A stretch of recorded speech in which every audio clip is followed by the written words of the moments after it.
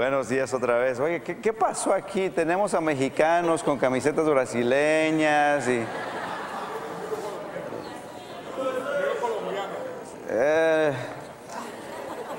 no están representando apropiadamente. No sabía si traer mi camiseta o no. El problema es de que no me quedaba. Pero es otra historia.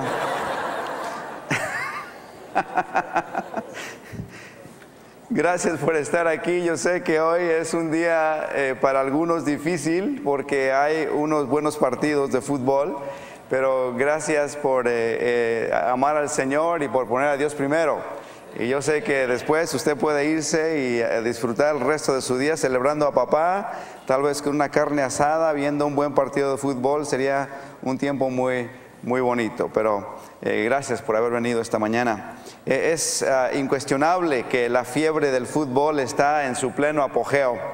El fútbol está en la mente de todo el mundo. Usted habla con alguien y inmediatamente le comienzan a decir quién ganó, quién perdió y quién se va a ir a su casa.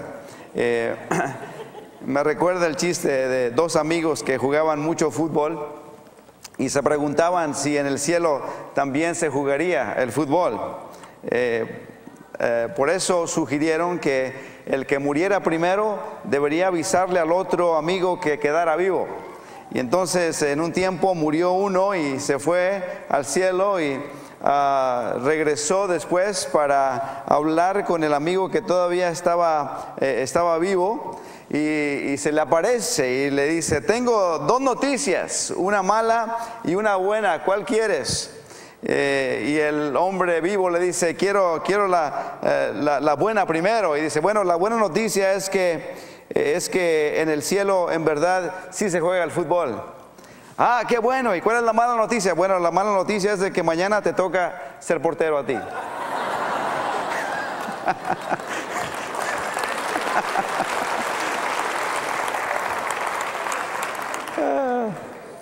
Iba a decir una muy cruel, pero creo que las mujeres no me aguantarían, entonces no lo voy a decir. No. Bueno, va por su responsabilidad. ¿Está bien?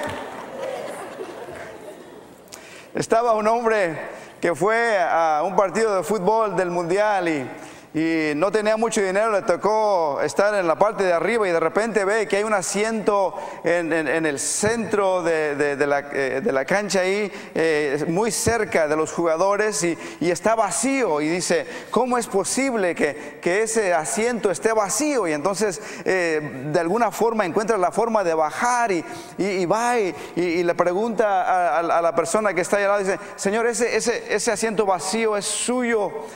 Dice: no, es de mi esposa. Dice: de su esposa, sí.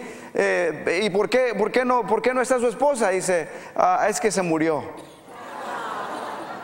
Y entonces el hombre le dice: oh, lo siento mucho, qué pena, lo siento mucho, en verdad. Dice: pero ¿por qué no trajo usted a su amigo o a alguien? Dice: no, es que todos están en el funeral.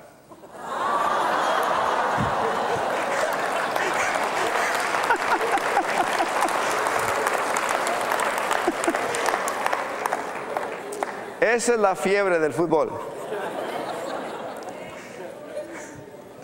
Feliz Día del Padre. Leí el otro día que un ruso llamado Vasileyev tiene el récord de tener el mayor número de hijos de la misma mujer. ¿Cuántos tuvo? Se pregunta usted. 69. 16 pares de mellizos, 7 sets de trillizos y 4 sets de cuádruples. Todos estos niños nacieron en 27 partos. No sé si felicitar al padre o sentirme mal por la madre, porque imagínese usted.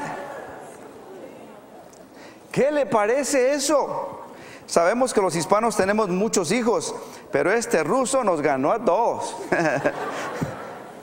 Hay muchos récords en la historia, pero no hay uno que haya permanecido en pie por miles de años como el hombre que tuvo un hijo a la edad de 100 años. Su nombre: Abraham. Lea conmigo lo que dice la Escritura sobre Abraham, porque Abraham fue un gran padre.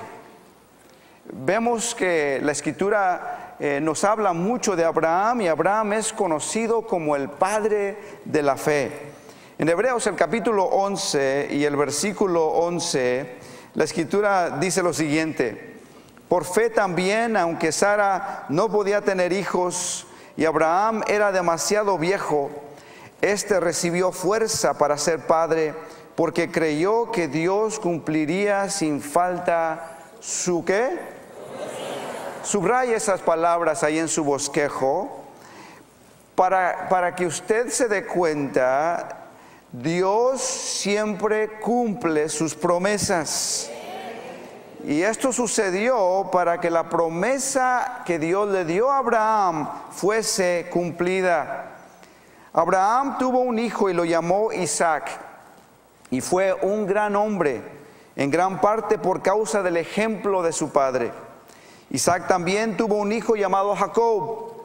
Abraham fue en verdad un gran padre. Es interesante que aún hoy en día, cuando recordamos los patriarcas de la fe, siempre decimos Abraham, Isaac y Jacob. ¿Por qué? Porque el liderazgo de un padre, el padre de la fe, produjo un resultado muy positivo.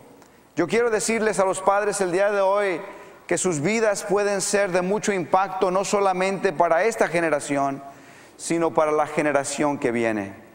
La verdad es de que sabemos si hemos hecho nuestro trabajo como padres bien cuando vemos a nuestros hijos crecer y ser hombres de bien, hombres prósperos, hombres que avanzan en Dios, y después ver a los hijos de nuestros hijos también crecer y ser hombres de bien y prósperos en la vida. Quiero que usted note conmigo que si podemos el día de hoy usar una ilustración moderna de los padres, sería de que los padres en verdad son los capitanes de sus familias, que lideran a sus familias hacia la grandeza. Note lo que dice la Escritura en 1 Corintios, el capítulo 11 y el versículo 3. Dice: pero quiero que sepáis que Cristo es la cabeza de todo varón, y el varón es la cabeza de la mujer, y Dios la cabeza de Cristo. Esto no quiere decir que el hombre es superior a nadie. Ya establecimos la semana pasada de que todos debemos someternos mutuamente. Alguien diga amén.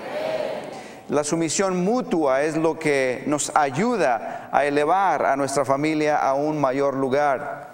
Pero en el orden de Dios, al Señor le plació colocar al hombre como la cabeza, no para señorear sobre su esposa e hijos, sino para servirlos y liderarlos hacia un mejor futuro.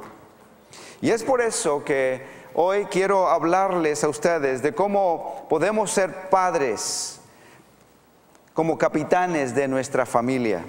Y hay 4 cosas que me gustaría mencionar y elaborar el día de hoy. Y si usted va conmigo ahí en su bosquejo y llena los espacios, también está el PowerPoint. Y dice la Escritura lo siguiente en Hebreos el capítulo 11 y el versículo 12. Así que Abraham, aunque ya próximo al fin de sus días, llegó a tener descendientes tan numerosos como las estrellas del cielo y como la arena de la orilla del mar, que no se puede contar. Lo primero que tenemos que hacer para ser nosotros padres que van a llevar a sus familias hacia un mejor futuro es de que tenemos que ver el potencial en la vida de nuestros hijos. Hombres que forman hogares, que establecen familias, tienen que ver el potencial en la vida de sus hijos. Y esto es lo que Abraham hizo. Él vio el potencial en sus hijos. Y lo mismo podemos y debemos hacer nosotros, ver el potencial en la vida de nuestros hijos. Dios hizo una promesa a Abraham Y la promesa era de que él sería una gran nación, que tendría una descendencia tan numerosa como las estrellas del cielo y como la arena en la orilla del mar. Esa era la promesa. Pero quiero que note usted algo muy importante, que Abraham nunca vio físicamente la grandeza de su descendencia. Lo que sí vio fue a su hijo Isaac. Y encerrado en Isaac estaba la semilla de la promesa que Dios le había dado a Abraham. Abraham vio en su hijo el potencial de una gran nación. Él no vio la gran nación físicamente, pero la vio a través de su hijo. La vio en su hijo. ¿Será posible? Yo creo que sí. Yo creo que si podemos ver a nuestros hijos, vemos que en ellos hay semillas de grandeza, y si tú ves su potencial, puedes ayudarles a que puedan germinar y crecer y ser grandes hombres y mujeres de Dios. De la misma manera, nuestros hijos tienen dentro de ellos el potencial de algo grande que Dios quiere hacer. Note lo que dice la Biblia en el Salmo 112, versículos 1 al 3. Dice esto: dichoso el que teme al Señor, el que haya gran deleite en sus mandamientos. Sus hijos, ¿quién? Sus hijos dominarán el país. La descendencia de los justos será bendecida. En su casa habrá ¿qué? Abundantes riquezas, y para siempre permanecerá su justicia. Note que ahí está dentro de su hijo. Dios ha dado promesas a usted como padre y también a sus hijos, y está ahí el potencial ya de la grandeza si tú sirves al Señor y eres un buen ejemplo para tus hijos. La Biblia establece que tus hijos dominarán el país, que su influencia será tal que ellos serán la cabeza y no la cola, que ellos van a gobernar, que serán los dirigentes, que serán gente de influencia, que serán gente próspera, que hay una promesa de Dios ahí para tus hijos y para los míos también. Bendito el nombre del Señor.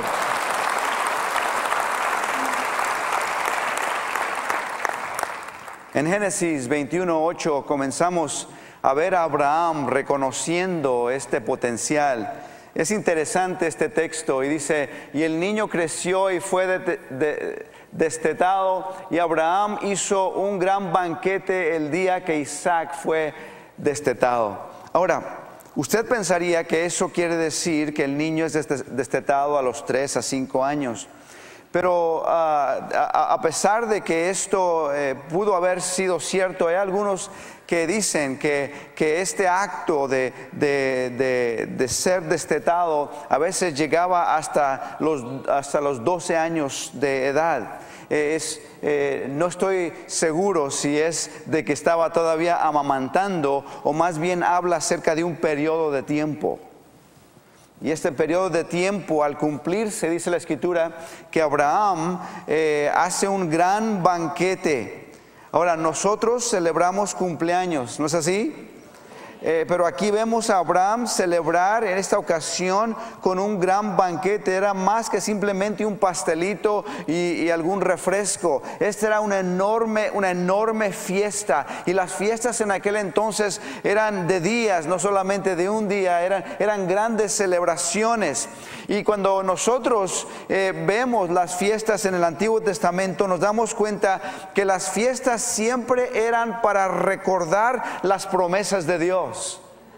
Que las fiestas que Dios instituyó eran para recordar al pueblo de lo que Dios quería hacer y lo que Dios había hecho en el pasado, y que basado en las obras grandiosas de Dios, Él tenía planes extraordinarios para un futuro mejor. Y Abraham comienza a darnos destellos de que él estaba muy interesado en que su hijo conociera que Dios le había dado promesas increíbles. Y Abraham lo celebra porque él veía dentro de su hijo algo grande, y lo celebra en grande, como queriéndole decir: hijo, te estoy celebrando a ti, te voy a honrar a ti por lo que un día Dios va a hacer a través de tu vida. y establece, y no vemos que era su cumpleaños, era simplemente el final de una etapa donde tal vez entraba en su mocedad, tal vez entraba ahora para ser hombre, tal vez entraba a una nueva etapa de su vida, y Abraham lo reconoce y él dice: dentro de ti, hijo, hay algo grande. Dentro de ti, hijo, Dios colocó algo fenomenal. Dentro de ti, hijo, hay una semilla de grandeza y quiero hoy celebrarla. Bendito el nombre del Señor.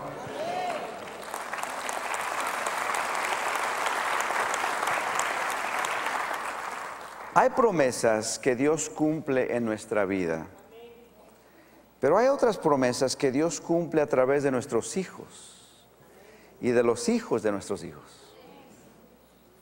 Hay cosas que Dios te habla a ti que van a ser cumplidas en ti, y hay cosas que Dios habla a ti que van a ser cumplidas en tus nietos. La transferencia de la bendición, porque Dios te lo dio a ti, pero va a manifestarse después, así como Dios se lo dio a Abraham, pero fue manifestado. Él nunca vio multitudes, pero él vio la semilla de la multitud. Y tal vez tú no vas a ver la realización de todo lo que Dios quiere hacer, pero verás a través de tu hijo algo especial. Y esto es lo que Abraham nos quiere enseñar. Tal vez tú has visto el comercial donde un padre le está enseñando a su hija el pueblo donde había nacido. Y llegando a una pequeña escuela, la chica le pregunta a su papá: papá, ¿caminaste toda esta distancia para venir a la escuela? Y él le contesta: no, yo caminé toda esta distancia para que tú fueras más lejos. Suena un poco cursi, suena tal vez como algo trillado, pero yo creo que eso está en el corazón de todos nosotros. Nosotros hemos caminado hasta aquí para darles un mejor futuro a nuestros hijos. Yo no creo que hay ningún padre aquí que quiere que sus hijos sean menos que él. Yo creo que todos los padres aquí queremos que nuestros hijos sean mejores que nosotros, que vayan más allá de lo que nosotros hemos ido.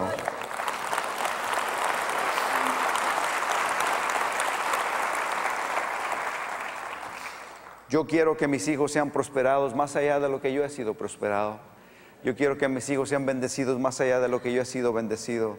Yo quiero que mis hijos sean más grandes que lo que yo he logrado ser en mi vida. Es el deseo de todo padre aquí. Y ¿sabe qué, hermano? Es la promesa de Dios dentro de nuestro corazón que nos impulsa a hacer eso. Porque vemos algo en la vida de nuestros hijos y vamos a ver su potencial para que sea desarrollado después. Vea lo que dice este próximo texto en Proverbios 22 y el versículo 6. Dice: instruye al niño en su camino, y aun cuando fuere viejo, no se apartará de él. En otras palabras, habla a tus hijos la promesa de Dios. Háblales palabras de fe. Háblales palabras proféticas. Es decir, palabras de un futuro mejor. Háblales de lo que Dios puede hacer a través de sus vidas. Háblales de la grandeza de Dios y lo especial que ellos son para Dios. Diles que Dios tiene un plan para sus vidas y que pueden lograr grandes cosas si permanecen tomados de la mano del Señor. Diles, háblales, diles las promesas de Dios, porque son verdad, porque son verídicas, porque Dios quiere hacerlo y porque lo pueden lograr hacer. Tú, padre de familia, eres el que plantas esa semilla, y aunque yo sé que las madres lo hacen también, hay algo especial en el padre de familia hablando palabras proféticas a sus hijos, diciéndoles lo que Dios va a hacer en sus vidas. Lo más triste, si puedo ser honesto, es que los padres no hablan lo suficiente. Pero Padre, detrás de tus palabras hay un gran peso. Lo que tú dices cuenta. Hay veces que mis hijos están argumentando con mi esposa y ella les dice las cosas, pero cuando yo les hablo, las cosas cambian. Hay algo que Dios ha puesto en el hombre como cabeza de su familia, que lleva peso y carga. Y cuando tú hablas, lleva peso. El problema es de que los padres se quedan callados, no dicen nada. Vea lo que dice la Escritura en Proverbios 27:5. Dice: mejor es reprensión manifiesta que amor oculto. Y no está diciendo que reprendas a tus hijos. El texto simplemente está haciendo una comparación, que cuando tú no dices las cosas buenas, aún las cosas malas son mejor que quedarte callado. Háblale a tus hijos, diles lo que Dios quiere hacer a través de sus vidas. ¿Cómo podemos hacer esto? Tres cosas prácticas que están ahí en su bosquejo. Llenen los espacios. ¿Cómo podemos hacer esto en forma práctica? No tengo tiempo para hablar mucho de esto, pero primero, anímelos diariamente. Anímelos diariamente. Primera de Tesalonicenses 5:11 dice: por lo cual, animaos unos a otros y edificaos unos a otros. Es importante que animemos a nuestros hijos. Quiero contarles una historia de uno de los no muy buenos momentos de mi vida como padre. ¿Está bien si soy honesto con ustedes? Estaba yo viendo el partido de fútbol de mi niño y tuvo un mal partido. Digo, fue garrafal. No jugó bien para nada. Y después del partido yo estaba molesto y comencé a decirle lo que hizo y lo que no hizo y lo que debía haber hecho y cómo es posible que ese chiquitito te quitó la pelota, en fin, un montón de cosas. Y él estaba callado allá atrás y yo diciéndole: tienes que hacer esto, que acá. 2 días después me manda un recado por medio de su mamá y me dice: tu hijo no quiere que vayas a ver ningún otro partido.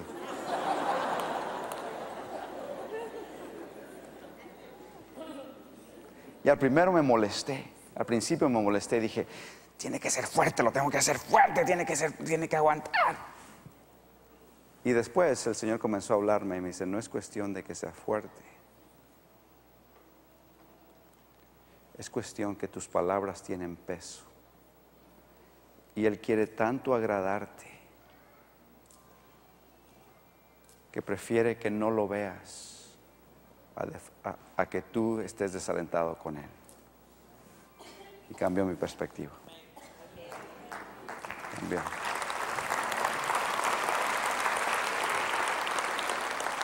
Padres, tus hijos quieren ser como tú, quieren agradarte, quieren complacerte. Y cuando tus palabras son negativas, los destrozas en el corazón, porque lo que quieren ser es agradarte a ti. Segundo, ¿cómo hacer esto en forma práctica? Cuando hagan algo bien, reconócelo. Romanos 14:19 dice: por lo tanto, esforcémonos por promover todo lo que conduzca a la paz y a la mutua edificación. Cuando somos buenos para notar cuando hacen cosas malas, ¿verdad que sí? Pero no somos muy buenos para notar cuando hacen cosas buenas.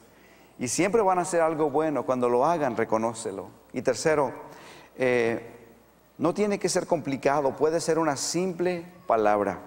Proverbios 12:25 dice: la angustia abate el corazón del hombre, pero una palabra amable lo alegra. Una sola palabra. ¿Cuántos saben que nuestros hijos necesitan nuestra motivación?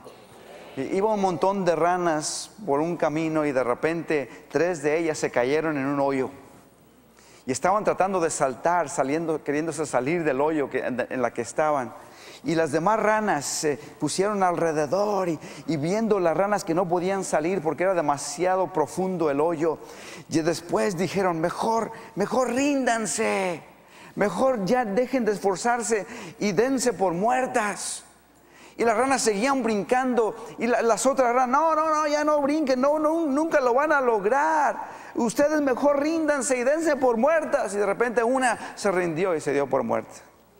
Después de un rato más, la otra se rindió y se dio por muerta. Pero había otra que seguía saltando y seguía saltando y seguía saltando y con más ganas saltaba. Y de repente saltó tanto que salió del hoyo. Y las demás la rodearon y le dijeron, pero es que no nos escuchaste que te dieras por muerta. Y la rana le dice, es que soy sorda.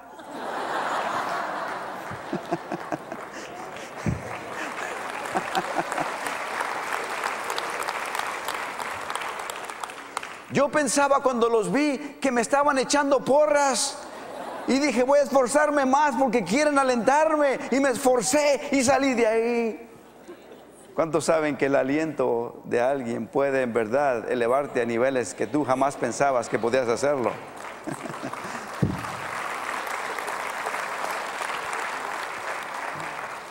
Lo bueno es de que esta rana estaba sorda. El problema es de que nuestros hijos no lo están. Escuchan todo lo que decimos. Número 2, para ser padres que vienen a ser capitanes de sus hogares, estos padres viven con integridad y confrontan el mal. Viven con integridad y confrontan el mal. Mateo 23, 25 al 26 dice, ay de ustedes maestros de la ley y fariseos hipócritas, limpien el exterior del vaso y del plato, pero por dentro, limpian el exterior del vaso y del plato, pero por dentro están llenos de robo y de desenfreno. Fariseo ciego, limpia primero por dentro el vaso y el plato y así quedará limpio también por fuera. Muchas veces le decimos a nuestros hijos, hagan esto, pero nosotros no lo vivimos. Somos como estos fariseos, ¿cierto? Limpiamos lo de afuera, hacemos pretensiones, nos ponemos una máscara, pretendemos por fuera, pero nuestros hijos saben muy bien lo que somos por dentro porque nos están viendo siempre. Y la Escritura nos amonesta a que seamos personas íntegras y no seamos duplícitos en nuestra forma y en nuestra conducta. Me recuerda otro chiste. Estaba un perico en una cantina. Y una iglesia ya había perdido su lugar para reunirse y de repente van a la cantina y le dicen, bueno, señor cantinero, mire, yo sé que aquí está cerrada la cantina en la mañana, ¿por qué no nos renta usted el espacio en la mañana y en la noche usted tiene su cantina? ¿Qué le parece?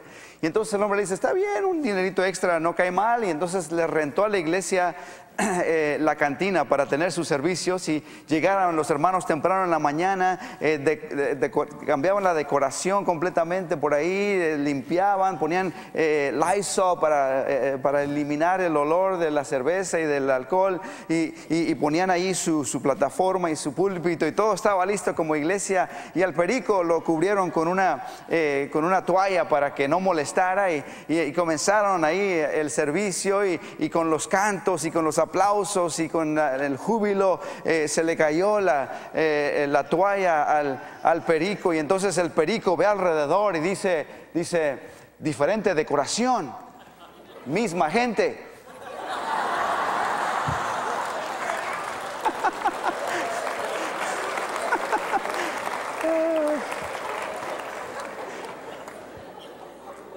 Hay que ser íntegros.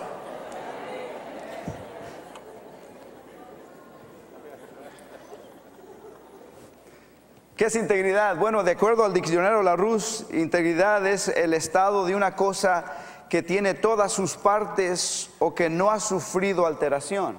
En otras palabras, integridad significa estar completo, entero, no dividido, incorrupto. Eso es lo que integridad es.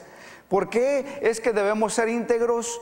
Por varias razones, pero déjenme darles algunas. Primero, porque la integridad agrada a Dios. No tengo estos textos ahí, pero solo quiero leer uno de ellos. Proverbios 11:20 dice, los de corazón perverso son abominación al Señor, pero los de camino intachable son su deleite. El íntegro de corazón agrada al Señor. ¿Por qué ser íntegro? Porque andar en integridad en mi casa afecta positivamente a los demás. Cuando tú eres íntegro, sin darte cuenta, estás impactando a la gente a tu alrededor, a tus hijos, a los que te rodean, a los inconversos, porque todo mundo está viéndote. No te puedes esconder.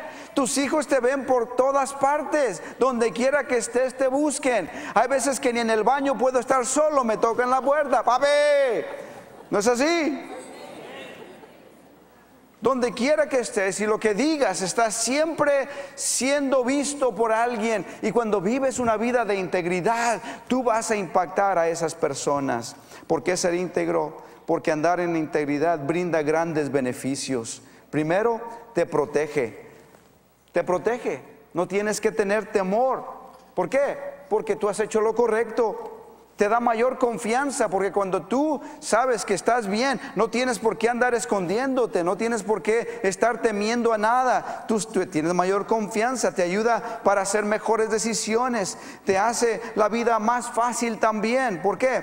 Porque hay menos incongruencias y lo que dices y lo que haces es lo mismo, y por lo tanto te da mayor confianza y la vida se hace mucho mejor. Tenemos que ser personas, hombres, que viven en integridad y también confrontan el mal. Una de las cosas que como padres tenemos que hacer es confrontar el mal cuando lo vemos en la vida de nuestros hijos. Porque si no lo hacemos, los vamos a arruinar. Proverbios 29, versículo 17 dice esto. Dice: disciplina a tu hijo y te traerá tranquilidad, te dará muchas satisfacciones. La disciplina en el hogar es indispensable. Yo quiero que sepan ustedes la diferencia entre castigo y disciplina. Y no voy a hablar de los tipos de disciplinas, porque yo creo que cada uno de ustedes tiene que hacer su decisión de cómo van a disciplinar a sus hijos. Eso es algo que usted tiene que sentirse en paz en cuestión a la forma que va a disciplinar usted a sus hijos. Pero cualquier forma que sea, hay veces que nosotros en lugar de disciplinar, castigamos. Y hay una diferencia entre castigo y disciplina. El castigo se enfoca en fracasos del pasado, pero la disciplina se enfoca en la formación del carácter futuro. Y esto es difícil, porque si soy honesto, hay veces que lo que hacen mis hijos me molesta. Y lo que quiero hacer es castigarlos por lo que acaban de hacer. Y es difícil detenerte y decir: no, déjame calmarme primero, porque si no me calmo voy a castigar. La disciplina siempre tiene que ver: voy a corregir esto para que tu vida sea mejor después. El castigo tiene que ver con tu egoísmo. Tiene que ver con el hecho de que tal vez te hizo ver mal a ti en frente de la gente. Tiene que ver más con la forma que tu apariencia o tu reputación fue mezclada por causa de que tus hijos hicieron algo malo. Y tenemos que saber la diferencia entre los dos y pedirle al Señor que nos ayude para poder hacer nosotros lo recto siempre. Los niños necesitan límites. Yo creo que la libertad se gana con responsabilidad. Mi hija ahora me comienza a pedir más espacio. Me pide más permisos para hacer cosas por ella misma. Quiere hacer cosas sola. Y lo entiendo porque está creciendo. Entonces tuve una conversación con ella y le dije: la responsabilidad que tú tengas te va a abrir puertas para que yo te dé más permisos. Si no me muestras responsabilidad, entonces no puedo darte más permisos. Mientras sigas peleándote con tu hermano, no puedo dejarte sola con él. Mientras no me muestres que estás madurando, no puedo darte más. Siempre la responsabilidad produce más. Si no eres responsable, no viene más. Y debemos distinguir entre la inmadurez y la rebelión. La inmadurez es cometer una imprudencia por ignorancia o tal vez descuido. Pero la rebelión es cuando haces algo sabiendo exactamente lo que estás haciendo y lo haces de todas maneras. Y tenemos que distinguir esto en la vida de nuestros hijos. Si lo hizo por inmadurez o lo hizo por rebeldía. Y la rebeldía debe ser tratada inmediatamente. No dejes que la rebeldía pase, porque si la rebeldía permanece, entonces va a destruir a tus hijos. Tienes que corregirlo lo antes posible. Perdieron un buen lugar para decir amén ahí. Ok, número 3. Número 3. Padres que lideran eficazmente a sus familias viven con firmes convicciones. Viven con firmes convicciones. Efesios 4:14 dice esto: ya no seremos como niños que cambian fácilmente de parecer y que son arrastrados por el viento de cualquier nueva enseñanza hasta dejarse engañar por gente astuta que anda por caminos equivocados. Tenemos que nosotros vivir con convicciones. Padres eficaces viven y hacen decisiones de acuerdo a la verdad. No se apoyan en su propia prudencia, no dependen de las opiniones de los expertos, no se dejan llevar por la mayoría, porque ¿cuántos saben que la mayoría frecuentemente está equivocada? Padres eficaces modelan sus convicciones. Esta es la forma que hablamos, es decir, cuando tú estás modelando a tus hijos, se sientan alrededor de la mesa y comienzas a decir cosas como esas, ¿no? Hijos, esta es la forma que nosotros hablamos, esta es la forma que nosotros nos comportamos. Nuestra familia es honesta, nuestra familia dice la verdad, nuestra familia es trabajadora, nuestra familia es puntual, nuestra familia es generosa, nuestra familia es consagrada a Dios. Estás estableciendo convicciones en el corazón de tus hijos y de repente crecen con convicciones firmes. Soy trabajador porque mi padre era trabajador y hablaba acerca del valor de ganarse la vida decentemente, honestamente y con el sudor de su frente. Y aprendí esa convicción de él. Si tus hijos no tienen convicciones basadas en la palabra de Dios, van a permitir que la cultura actual los arrastre de un lado a otro. Cuando tus hijos no tienen convicciones, ellos no pueden decir no a las tentaciones del mundo porque no tienen las convicciones profundamente establecidas en sus corazones. La razón por la cual nuestros hijos se dejan arrastrar muchas veces por sus amigos es porque no tienen convicciones profundas dentro de ellos mismos. Y nosotros como padres debemos de comunicarlas y modelarlas a través de nuestra vida, y ellos van a establecer esas convicciones. Ya les he dicho anteriormente que la razón por la cual nunca probé yo el alcohol y nunca probé de drogas es porque siempre mi padre me decía: yo no fumo, nuestra familia no fuma, no somos drogadictos, no bebemos licor. Toda mi vida lo escuché. Y de repente cuando llegué a cierta edad, iba en contra de lo que era yo, si bebía o fumaba, porque nunca vi a mi padre fumar, nunca vi a mi padre borracho, nunca vi a mi madre fumar, ni mi madre borracha. Estaba establecido, moderado por ellas. ¿Está conmigo? Y no es que seas santurrón, es que tú haces lo que se modela delante de ti. Y si tú haces esto y vives de esta manera, tus hijos van a reconocer tus convicciones y van a decir: si mi padre tiene estas convicciones, es por algo. Si mi madre tiene esas convicciones, es por algo. Y entonces ellos van a comenzar también a establecer esas convicciones basadas en la palabra de Dios. Aleluya. Amén. Déjenme terminar.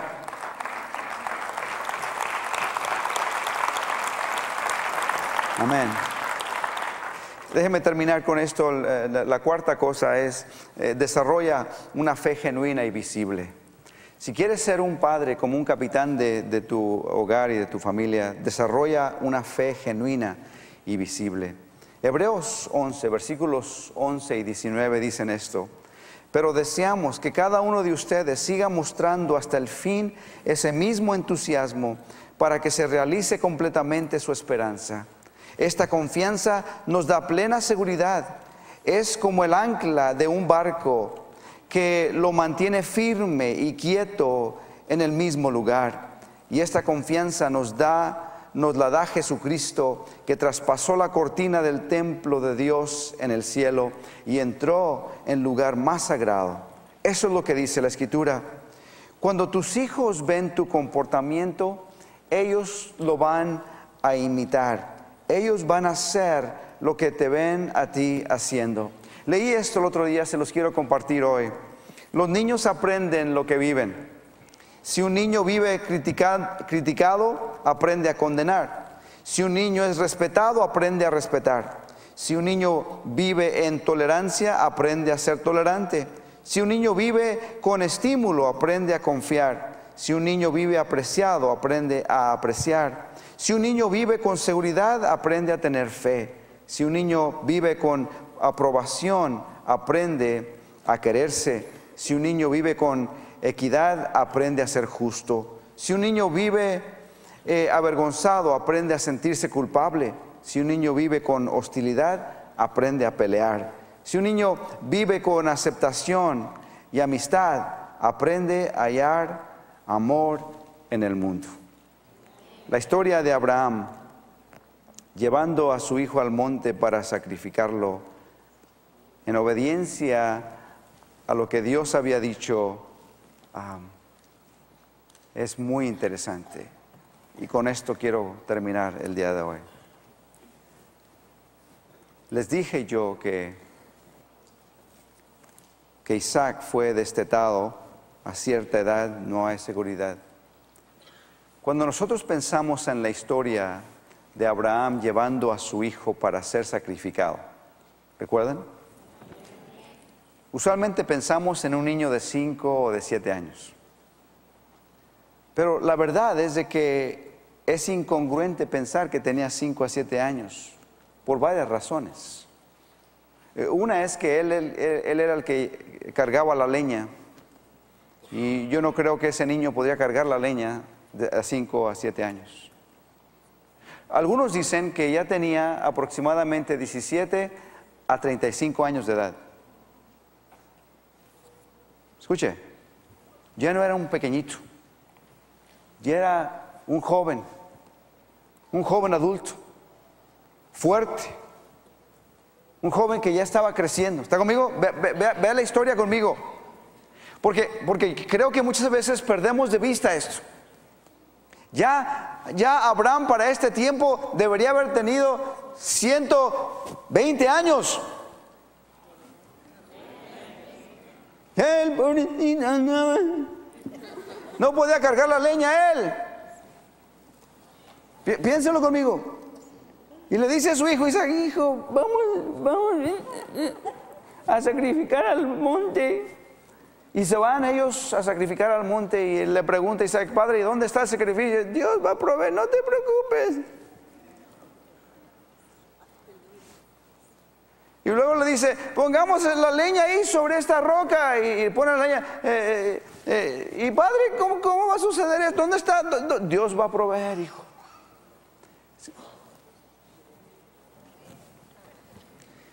Yo no creo que Isaac era tonto. No había sacrificio. Ahí estaba el altar. Y yo creo que cuando comienza a echarle gasolina encima, yo creo que eso ya le dijo que algo andaba mal aquí. Y después le dice: acuéstate, hijito. Escúcheme, acuéstate, hijito, ahí en el sacrificio. Ya era un muchacho, casi un hombre.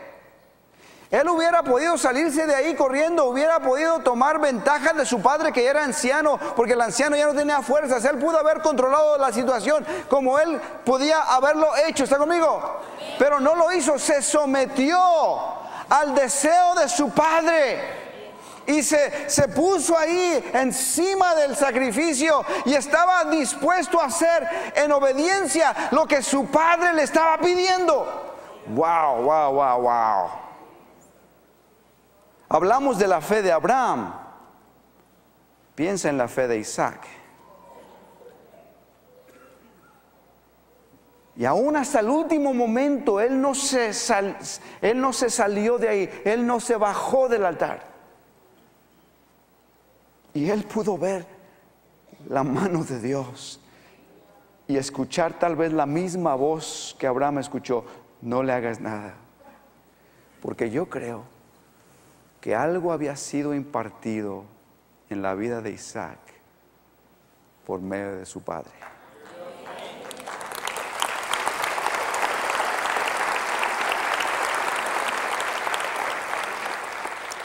Isaac sabía que su padre lo amaba. Isaac había visto la fe de Abraham. De seguro le había contado a Abraham las maravillas de Dios en su vida. Y de seguro Abraham le había dicho qué tan orgulloso estaba de él y qué tan bendecido había sido por el milagro de que Dios a los 100 años le hubiera dado ese hijo. Y yo creo que juntamente con Abraham, Isaac creía que aun si era sacrificado, Dios lo iba a resucitar, porque él creía en un Dios grande y poderoso.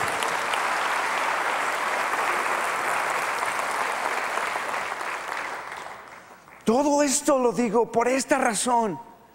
Padres, tu influencia es tan grande que tú ni siquiera te imaginas lo que tus palabras significan para tus hijos. No te das cuenta el valor que tienes para tu familia. No te has dado cuenta, no te has percatado de que Dios te quiere usar a ti para bendecir a tus hijos y a las próximas generaciones. Dios está buscando padres. Dios está buscando hombres que decidan ser hombres de Dios y que decidan servir al Señor con todos sus corazones. Bendito el nombre del Señor. Yo quiero ser uno de esos. Espero que tú también quieras ser uno de esos padres. Amén. Aleluya. Cierra tus ojos.